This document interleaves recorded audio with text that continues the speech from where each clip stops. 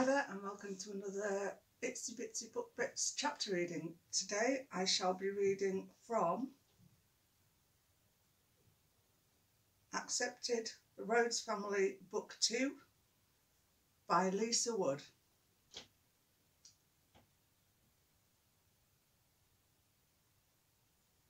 Prologue. Ava.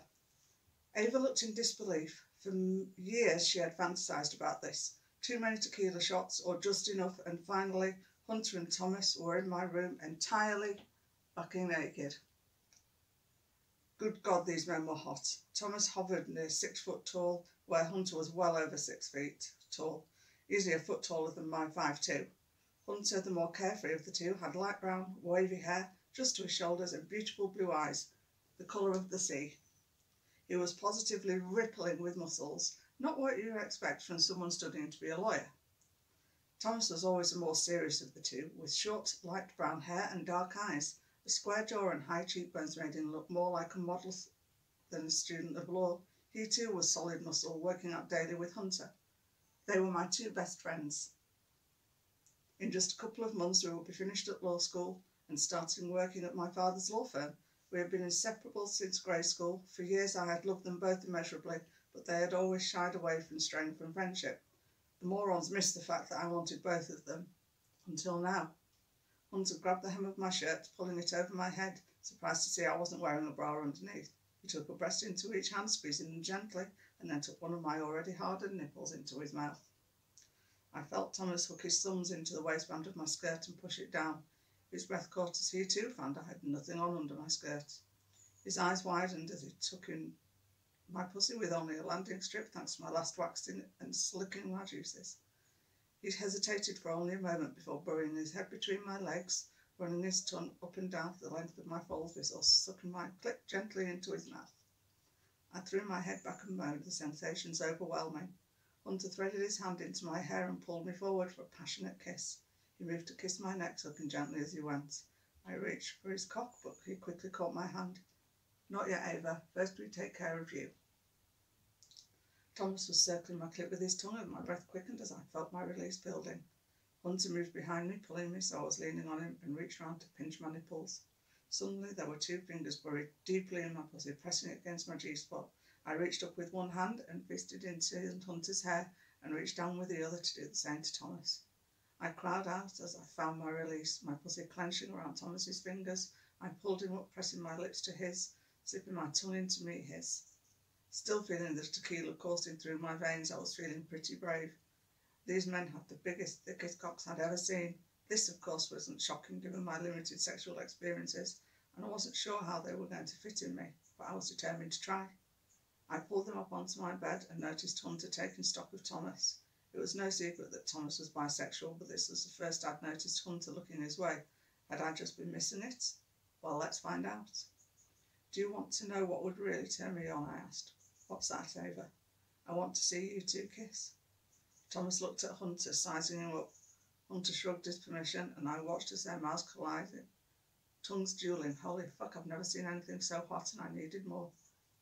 Show me more. They looked over at me as I dipped one hand between my legs and used the other to pinch my nipples. They groaned, and I heard Hunter gasp as Thomas reached down and started stroking him.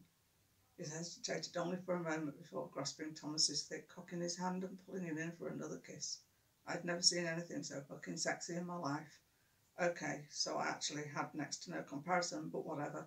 I moaned loudly as I came all over my hand. The men separated and lay down on either side of me, taking turns kissing me. Thomas, I think you should fuck me well, Hunter. Fuck you. Little Ava, such a dirty mind. Well, Hunter, I'm game if you are. Hunter took another swig of tequila and looked at me. Ava, do you have lube? I opened my door and grabbed the lube I bought that afternoon, tossing it to him. Holy fuck, this is really going to happen. I considered for a moment telling them that I was a virgin, but I knew they would stop, and I didn't want that. Maybe he wouldn't even notice. Thomas positioned himself between my legs while Hunter knelt behind him, spreading the lube all over his cock. I watched as Thomas ran his cock up and down my folds. Fuck, Ava, you're so wet for us. He knelt down and kissed me as he pushed into me inch by inch. Then he stopped and looked at me with shock on his face. I felt the blush rise over my chest and cheeks. I tried to will him not to say anything. Ava, Thomas, just do it. Why didn't you tell us? Tell us what? What's going on? She's a virgin. He started to pull out and I threw my legs around his waist. No fucking way. I am 25 years old and I've waited for years for you two idiots to realise I want to fuck you. Please don't embarrass me more by stopping.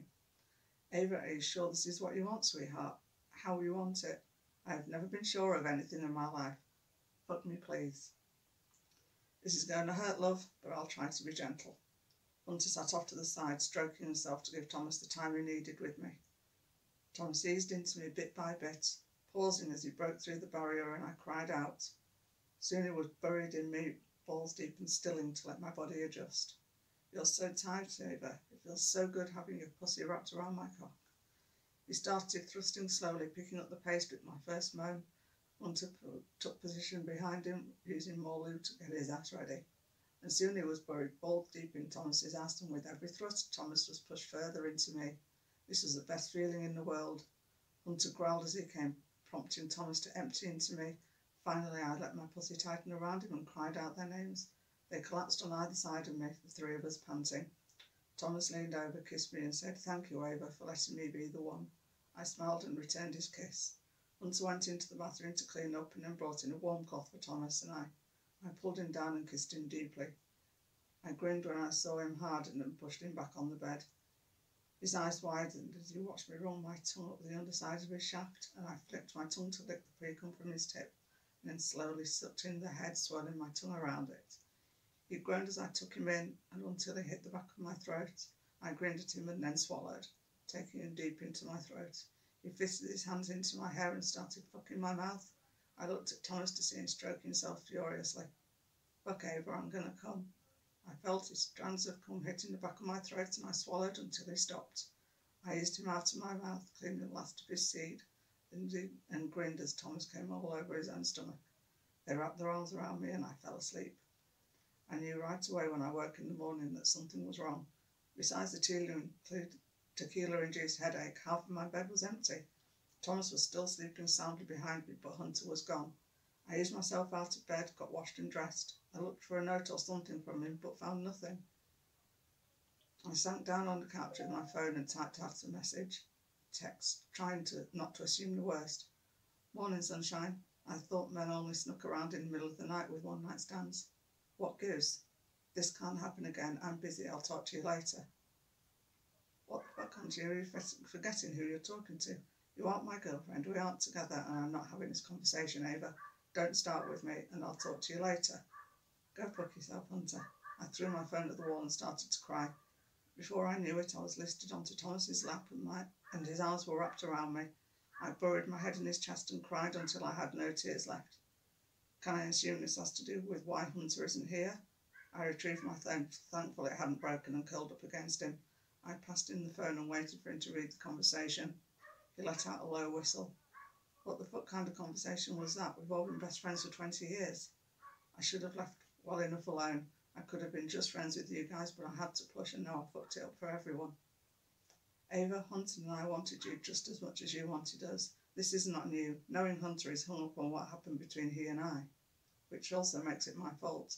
I asked you guys to do that. I should have known how he would respond, knowing what his family is like. Ava, you didn't force us to do anything. We all agreed up to everything we did last night. Let me talk to him and see if I can get to the bottom of things. Do what you want. I want nothing to do with him. He sneaks out like some little bitch in the middle of the night after the best night of my life. I meant what I said. He can go fuck himself, because I don't let people hurt me more than once. Honey, you're hurt and angry. I get it. This isn't such a great feeling for me either. I finally get the two people I love most in the world, and it's fucked up hours later. Please give me a chance to fix this. I won't be able to trust him again. There's no point, Thomas. I think I'd like to be alone. Of course, my little Ava. Please call me if you need anything. I could tell he didn't want to leave me alone, but afraid of pissing me off and ended up in the same position as Hunter, he gathered his things and left. I went back to my bed, wrapped myself in the sheets that smelled like Thomas and Hunter. A minute later, I ripped the sheets off the bed and tossed them into the trash. I curled up on the couch and cried myself to sleep. Nothing was ever the same after that day. I had thought that night would be the beginning of something beautiful between the three of us. Instead, it had killed the friendship, the bond that we shared since we were 5 years old. Thomas talked to Hunter and confirmed our suspicions. He didn't like being termed gay. and no amount of talking could make him understand that wasn't the case. Thomas and I tried to keep seeing each other, but it hurt me too deeply being with him and not Hunter, so that fizzled out.